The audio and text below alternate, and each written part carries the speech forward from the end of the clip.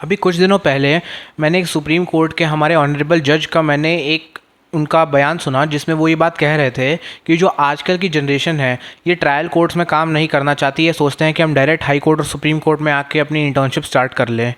और उनके हिसाब से चीज़ गलत है और मेरे हिसाब से भी ये चीज़ गलत है।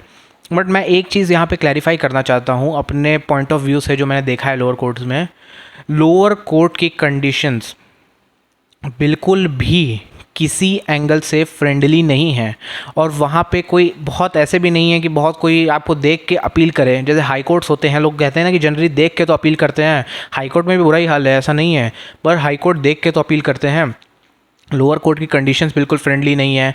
आप लोअर कोर्ट्स में जाएंगे तो आपको बहुत सारे ऐसे लॉयर्स मिल जाएंगे जो आते हैं, चाय सुट्टा फूकते हैं और चले जाते हैं। और आप समझते हैं कि इनके साथ कोई क्या काम करेगा। और जो ढंग का सीनियर होगा उसको एक्सपीरियंस बहुत ज़्यादा चाहिए कि मेरे को ये भी चाहिए, इतने साल की लॉ होनी चाहिए, इतना एक्सपीरियंस होना चाहिए। तो आपको काम जनरली मिलता नहीं है और एक्सप्लॉयटेशन तो है ही है।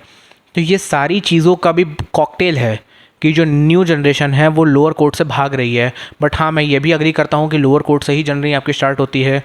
बट ये भी एक प्रॉब्लम है जिसको हमें डील करना चाहिए कि हमारे यहाँ पे लोअर कोर्ट की कंडीशंस को सुधारा जाए, स्पेशली फीमेल्स के लिए। देखो, मेल तो सर्वाइव कर लेते हैं, फीमेल्स के लिए कंडीशन बहुत गंदी है अनफॉर्चुनेटली।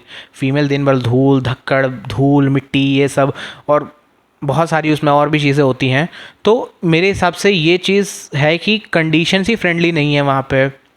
और कहीं पे भी कुछ ऐसा आपको नहीं लगेगा कि आप कैसे लोगों से मिले। अगर कोई लॉयर है वो सिर्फ चाय सुट्टा फूक के चला जाता है कोर्ट में, तो आप उसके साथ काम नहीं करना चाहेंगे। आप भी चाहेंगे ना। अगर फॉर एग्जांपल मैं खुद लॉ का स्टूडेंट और लॉ के लिए बहुत पैशनेट हूँ, बट मैं जिन लोगों के साथ काम कर रहा हूँ वो भी तो मुझे उतने पैशनेट दिखें।